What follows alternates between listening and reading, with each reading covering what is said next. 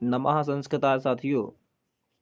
आज हम अभ्यास प्रश्न पत्र आज हम कक्षा 12 विषय संस्कृत किसका विषय संस्कृत का पेपर लेकर के आए हैं। यह केवल अभ्यास के लिए है। किसके लिए है? यह केवल अभ्यास प्रश्न पत्र है। आशा करते हैं कि इस प्रश्न पत्र से आपको वार्षिक परीक्षा में किस प्रकार के प्रश्न आएंगे इससे काफी सहायता आपको मिलेगी। प्रयास यह किया गया है कि इस प्रश्न पत्र में वही प्रश्न रखे गए हैं जो वार्षिक में ज्यादा से ज्यादा आने की संभावना रखते हैं। आशा करते हैं कि आपके लिए यह लाभदायक होगा। इस प्रश्न पत्र के निर्माण की जो विधि है वह पूरी वार्षिक प्रश्न पत्र के आधार पर रखी गई है। आप इस प्रश्न पत्र को ध्यान से देखें और अध्ययन करें। अब हम आगे बढ़ते हैं। लिखा है कि उचित विकल्पम चित्वा लिखत। क्या करो? उचित विकल्पम चित्वा लिखत। उचित विकल्प का चयन करके और लिखिए।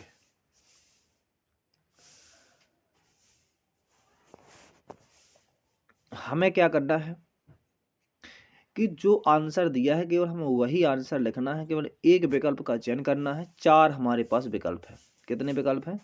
4 विकल्प हैं। इन 4 विकल्पों में से हमें केवल किसी एक विकल्प का चयन करना है। ठीक है?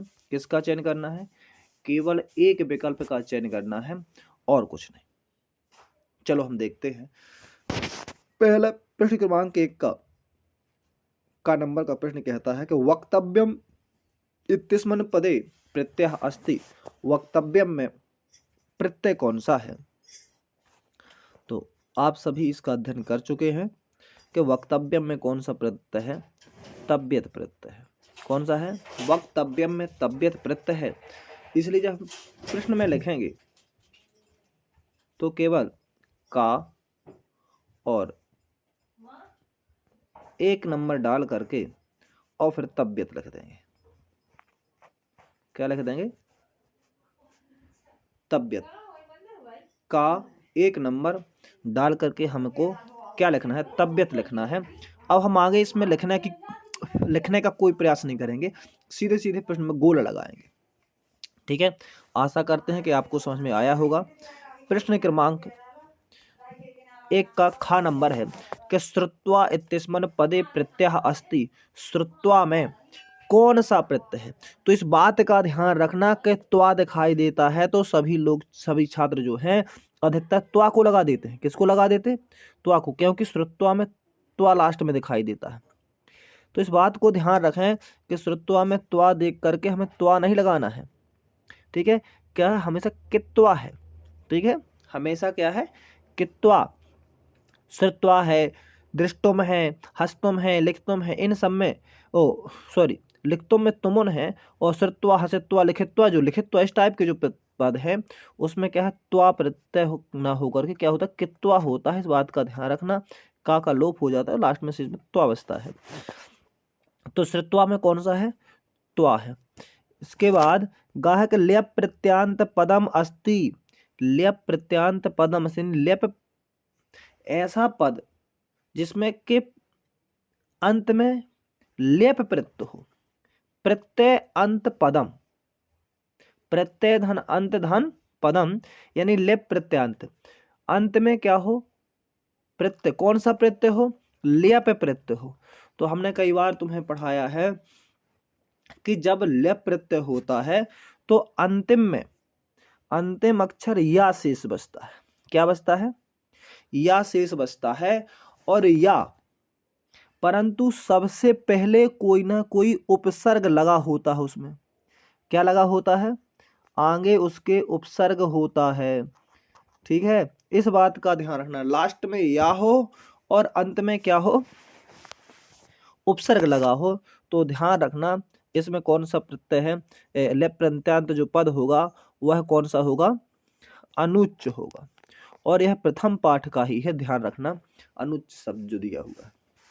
घ नंबर है पृष्ठ क्रमांक घ, लिखा देव पितृकाराभ्याम नाम प्रमदितव्यम इत्यस्मिन् वाक्ये अव्ययम अस्ति। ध्यान रखना इस अस्ति और नास्ति में ज्यादा कंफ्यूजन होता है लोगों में, तो ध्यान रखना अस्ति यानी है, नास्ति यानी नहीं है। तो इसमें कहा कि देव और पितृ कार्याभ्याम, देवताओं और पितरों के कार्यों में प्रमाद नहीं करना चाहिए। तो इसमें क्या पूछता है, इसमें कहता है कि अव्यय, अव्यय नहीं, ना व्यय इति अव्यय। ठीक है, ध्यान रखना क्या कहा उसने कि अव्यय कौन है, तो इस ध्यान रखना इसमें जो अव्यय है वह ना है। क्या है, इसमें जो अव्यय है वह क्या है, ना है। क्लियर है, ठीक है। अधोलिखितेषु अव्ययम अस्ति, नीचे लिखे हुए में से अव्यय है। अब नीचे जो लिखे हुए उनमें से कौन सा अव्यय है, तो सीता संज्ञा है, राम संज्ञा है, लता संज्ञा है। हमने इसको लिखवाया है तो काफी बार कि यत्र तत्र सर्वत्र यदा कदा सदा सर्वदा, ये सब क्या है, अव्यय है। कथम आदि ये सब क्या है, अव्यय है। तो यहाँ कहा कि अधोलिखितेषु, नीचे लिखे हुए में अव्यय कौन है, तो यहाँ अत्र जो है, अत्र क्या है, एक अव्यय है। इस बात का ध्यान रखना, ठीक है। फिर लिखा है पृष्ठ क्रमांक का अंतिम कि अधोलिखितेषु अव्ययम नास्ति। अब यहाँ गौर करना, यहाँ क्या लिखा है, अव्ययम नास्ति, अव्यय नहीं है। क्या है, अव्यय नहीं है। तो यहाँ देखो लक्ष्मण जो दिया है यह क्या है, एक संज्ञा है, ठीक है, किसी का नाम है, तो यह अव्यय नहीं है। यत्र अपि क्या है, अव्यय है। यत्र तत्र कुत्र सर्वत्र ये बताए हुए थे। अपि, अपि क्या है, अव्यय है। यत्र क्या है, अव्यय है। अति क्या है, अव्यय है। तो इसमें कहता है कि अव्यय नास्ति, अव्यय नहीं है। तो इसका जो आंसर होगा वह क्या होगा, लक्ष्मण होगा। क्या होगा, कि लक्ष्मण। इसका आंसर जो है लक्ष्मण। ठीक है, अब ध्यान रखना कि हमको इसमें लिखना कैसे है, कितने प्रश्न पूछे गए हैं, इस बात को ध्यान रखना। ठीक है, हमसे कितने कहे गए हैं कि जितने भी हैं उनमें से 6 प्रश्न लिखने। कितने प्रश्न लिखने हैं, 6। 1 गुणे 6, 6 का आंसर दोगे। एक प्रश्न का सही जवाब होने पर 1 नंबर, 6 का सही जवाब होने पर 6 नंबर। ठीक है,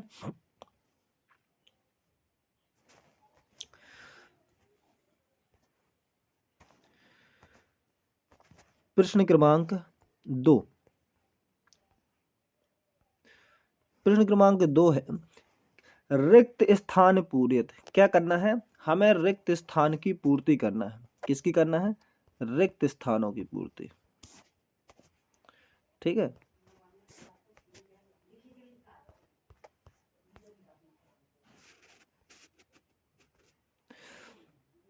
इसमें लिखे बगल में ऑप्शन दिए हैं कि हमें लिखना क्या है। शायद यह क्वेश्चन तो वार्षिक अभी 6 बार वार्षिक में भी आया था कि आचार्य अनुशास्ति। तो आचार्य कहा अनुशास्ति, तो अंतेवासिनम। ठीक है, तो इसमें जो होगा इसका आंसर होगा पहला वाला अंतेवासिनम। ठीक है, इसको भरना है हमें इस खाली स्थान में। फिर यहाँ गुणम वेत्ति, तो यहाँ लिखना है गुड़ी गुणम वेत्ति। कहाँ पर लिखना है, इस खाली स्थान में इसको लिख देना है। यहाँ लिख देना है गुड़ी। क्या लिख देना कि गुड़ी गुणम वेत्ति, सभी को पता है, इस हमें लिखने की आवश्यकता नहीं है। पहला है आचार्य, 2 लिखे हैं अंतेवासिनम और ग्रामवासिन लिखा है। तो इन शब्द को हमें कहीं यहाँ नहीं लिखना, हटाना है। इनमें केवल जो सही है इन 2 में से, इन दोनों में से जो सही है उनको क्या करना है, यहाँ पर हमें लिख देना है आचार्य के बाद जो खाली स्थान दिया हुआ है। ठीक है, यहाँ लिख देना है। फिर इसके बाद खा नंबर में देखो, तो खा नंबर में यहाँ जो है, यहाँ हमें लिख देना है गुड़ी, कि गुड़ी गुणम वेत्ति, गुड़ी। फिर विद्या, विद्या ददाती, तो विद्या विनयम ददाती, ये भी अर्थवार्षिक में बी सेट में आया हुआ था, विद्या विनयम ददाती। अब यहाँ लिखना जलम पदस्य, जलम इत्यस्य पदस्य पर्याय पदम भवति। तो जल पद का पर्याय होता है, तो सभी को पता है कि जल का वारी होता है। क्या होता है, वारी होता है। ध्यान रखो, घा नंबर तक एक बार फिर से देख लो कि गुड़ी का आचार्य अंतेवासिनम अनुशास्ति, आचार्य अंतेवासिनम अनुशास्ति। खा में गुड़ी गुड़म वेत्ति, गुड़ी गुड़म वेत्ति। और इसमें विद्या विनयम ददाति। और इसमें जलम इत्यस्य पदस्य पर्याय पदम तो बारी, तो जलम इत्यस्य पदस्य पर्याय पदम बारी भवति, ऐसा लिख देना है। फिर लिखा आशाया इत्यस्य पदस्य विलोम पदम, तो आशा का जो विलोम पद है वह क्या है, निराशा। आशा का क्या है, निराशा। तो आशा याह लिखा है तो निराशा या है। छता इतस्य पदस्य विलोम पदम, तो छत का जो होता है आछता होता है। छता का विलोम पद क्या है, आछता है। रात्रि इत्यस्य पदम पर्याय पदम, तो ध्यान रखना निशा, क्या, रात्रि इत्यस्य पदस्य पर्याय पदम क्या है, निशा है। इस बात को ध्यान रखना। एक और शब्द है यहाँ सरवरी शब्द भी आता है, तो ध्यान रखना यदि सरवरी शब्द आता है तो सरवरी का भी अर्थ क्या है, निशा ही है, यानी रात्रि ही है, तो ध्यान रखना। ठीक है, यदि सरवरी आ जाए तो भी क्या है, रात्रि है और निशा है, और निशा आ जाए तो भी क्या, रात्रि या सरवरी हमें लिखना है। चलो हम आगे बढ़ते हैं, देखते हैं। एक वाक्य, प्रश्न कहता है कि एक वाक्य उत्तरम लिखा, एक वाक्य में लिखिए। अक्सर देखा जाता है कि प्रश्न क्रमांक 3 जो दिया हुआ है, यहाँ छात्र क्या करते हैं कि एक वाक्य न करके एक पदेन कर देते हैं इसका आंसर, यानी एक पद यानी एक शब्द में लिख देते हैं और आगे बढ़ जाते हैं। इसलिए ऐसी गलती ना करें कि एक पद में लिखना। हमसे जैसा कहा गया है हमें वैसा ही करना है। एक वाक्य उत्तर में, एक वाक्य में लिखना है। एक वाक्य अर्थात कहने का अर्थ हुआ कि कम से कम एक लाइन में तो होना चाहिए। और जैसे प्रश्न क्रमांक 1 में कहा है कि शिवम नमः इत्यस्य वाक्य से शुद्ध रूपम किम भवति, तो शिवम नमः इत्यस्य वाक्य से शुद्ध रूपम किम भवति, तो इसको ऐसा भी लिख सकते हो कि शिवम नमः इत्यस्य वाक्य से शुद्ध रूपम शिवाय नमः भवति, ऐसा भी लिख सकते हो। या ऐसे लिख सकते हो कि शिवाय नमः शुद्ध रूपम भवति, क्या लिख सकते हो, शिवाय नमः शुद्ध रूपम भवति। इन दो प्रकार से लिख सकते हो, शिवाय नमः शुद्ध रूपम भवति। और यदि स्पष्ट लिखना है तो ऐसा ही लिखना कि शिवम नमः, जो लिखा हुआ है पूरा वाक्य ही लिखना पहले, ठीक है, जो लिखा हुआ है पहले पूरा वाक्य ही लिखना है कि शिवम शिवम नमः इत्यस्य वाक्य शुद्ध रूपम, रूपम, अब रूपम के बाद क्या लिख देना, शिवाय नमः, रूपम के बाद लिख देना शिवाय, शिवाय नमः, ध्यान रखना ऐसे लिखना शिवाय नमः, और फिर लिख देना लास्ट में भवति। ठीक है, फिर लिखा है अभितः परितः उभयतः योगे का विभक्ति भवति, अभितः परितः उभयतः। ठीक है, ध्यान रखना है कि अभितः परितः और उभयतः के योग में हमेशा द्वितीय विभक्ति होती है। कौन सी विभक्ति होती है, हमेशा जो होती है वह द्वितीय विभक्ति होती है, हमेशा द्वितीय विभक्ति होती है।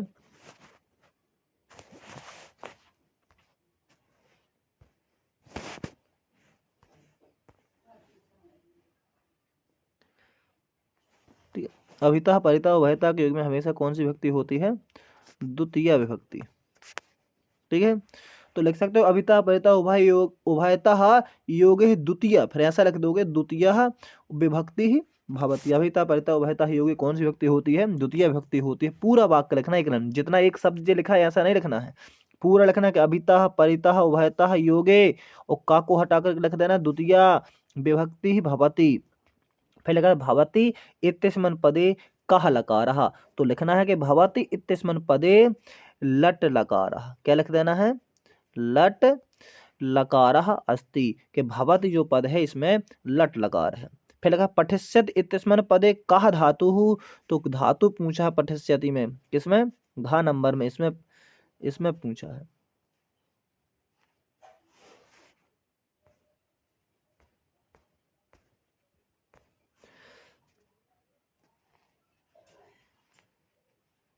हाँ, इसमें क्या पूछा है, पठस्यति पदे, पठस्यति पदे कह धातु, तो इसमें लिख देना है पठ धातु। कौन सी?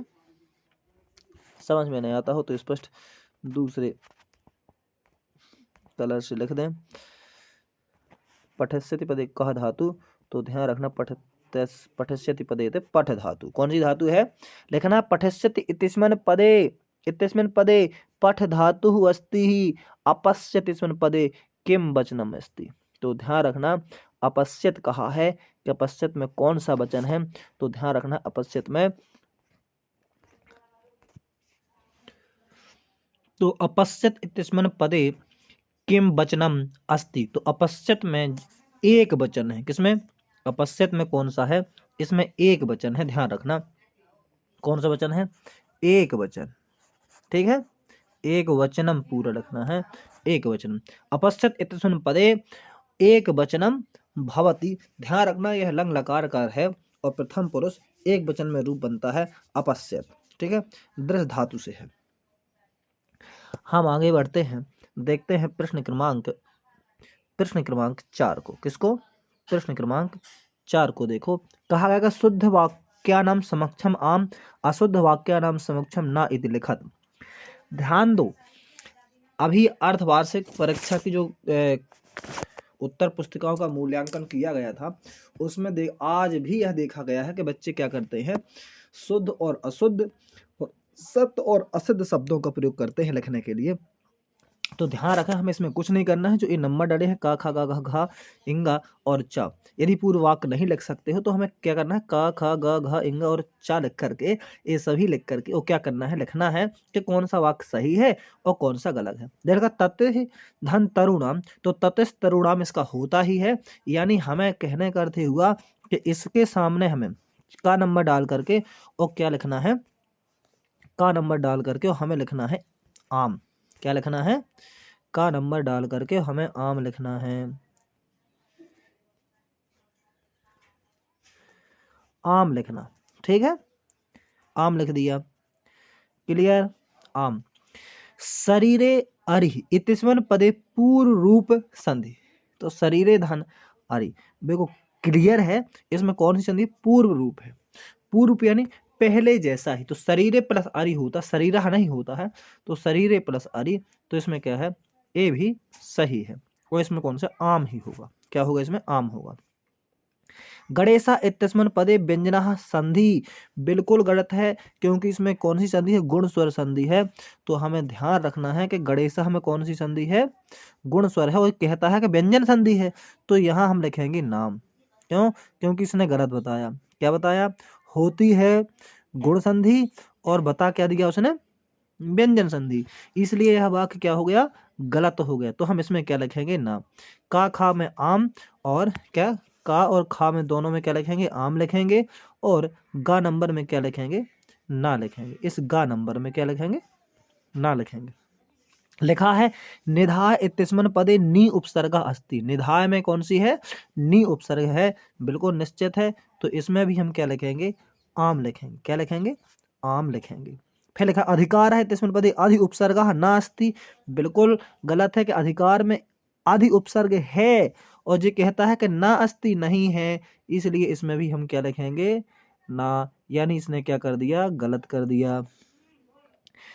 प्रवेश इत्यस्मिन् पदे प्रा उपसर्ग, बिल्कुल सही, प्रा और बी दोनों ही इसमें उपसर्ग है।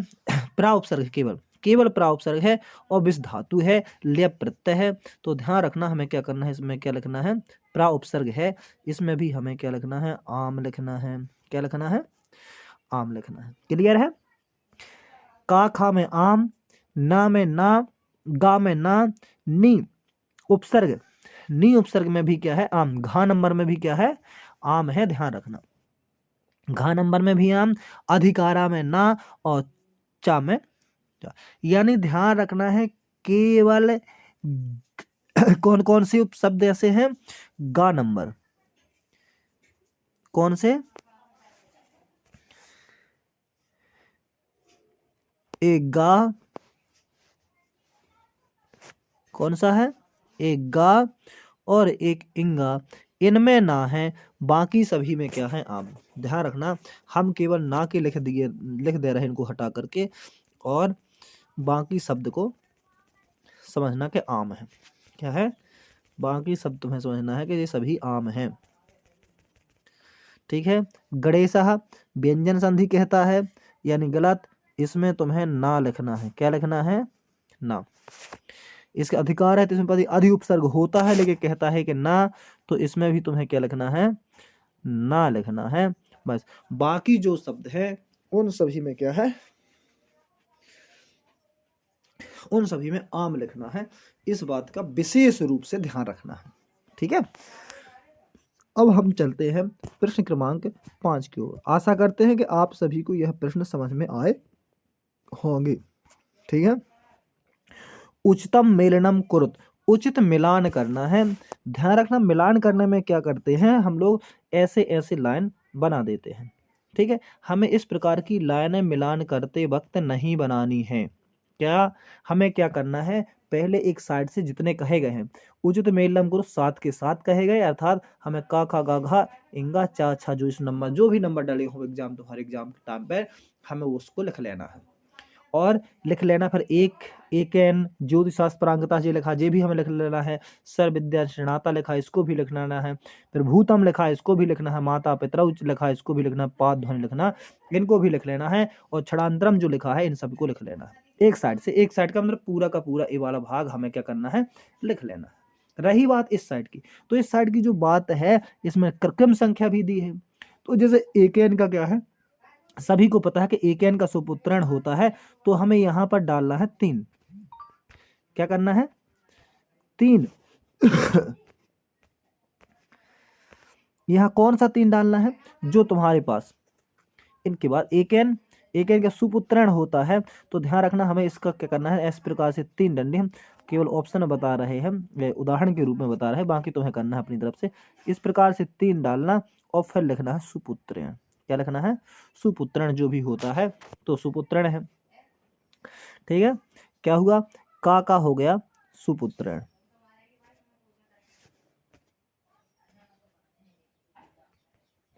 ठीक है। जो एक एन है इसका क्या हुआ? इसका सुपुत्रण हो गया। ज्योतिष शास्त्र प्रांगतः, सभी को पता है कि अभी अभी हमने देखा था ज्योतिष शास्त्र प्रांगत का क्या है? ब्राह्मण है। लेकिन इस प्रकार से मैं लाइन खींचता, इस प्रकार से तुम्हें लिखना नहीं है, तुम्हें अलग से लिखना है। सर्व विद्या निष्णातः, क्या लिखा? सर्व विद्या निष्णातः। तो इस बात को ध्यान रख लेना है। आगे हम बताते हैं। आगे देखो, तो 2 तो क्लियर है ना, जो भी अर्धवार्षिक में आए हुए थे 2 शब्द। कौन कौन आए थे? ये 2 आए थे अर्धवार्षिक परीक्षा में। ठीक है। तो इन दोनों के तुम्हें आंसर पता है कि एक खा नंबर का है ब्राह्मण, और ज्योतिष शास्त्र प्रांगता का क्या है?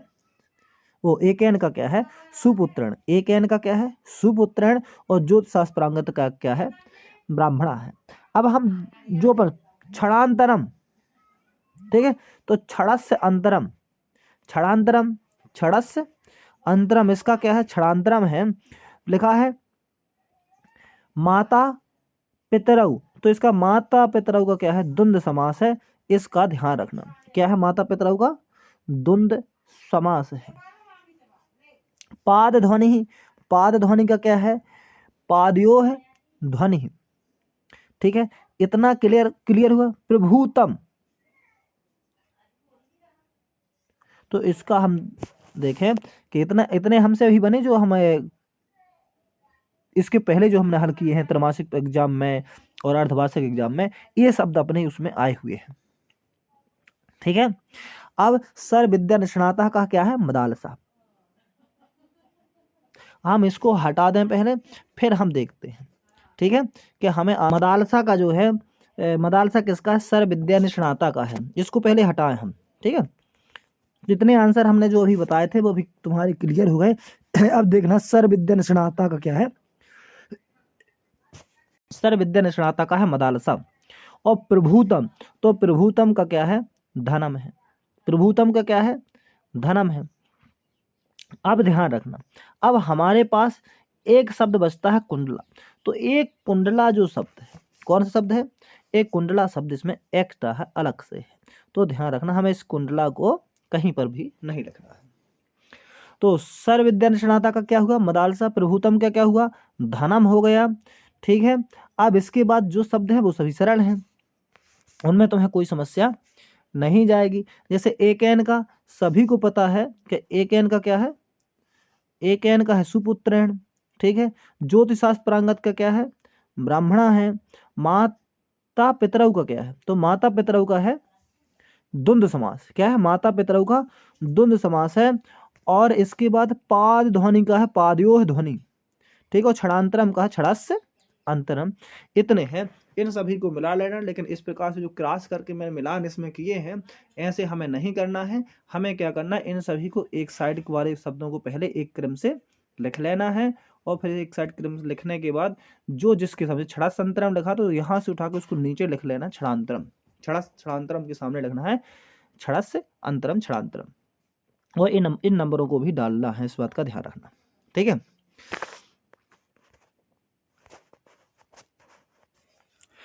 आज हमने मॉडल पेपर के प्रश्न क्रमांक 5 तक के सभी प्रश्नों को हल किया। प्रश्न क्रमांक 6 से आगे जो प्रश्न क्रमांक 23 तक के प्रश्न हैं वो अगले वीडियो में आपको एक ही वीडियो में उपलब्ध कराए जाएंगे। अगला वीडियो पाने के लिए आप चैनल को सब्सक्राइब जरूर कर लें। आशा करते हैं कि आप सब लोगों के प्रश्न समझ में आए होंगे। यदि प्रश्न को समझाने में या समझने में कोई समस्या जा रही हो तो कमेंट बॉक्स में इसका जवाब जरूर दें। धन्यवाद।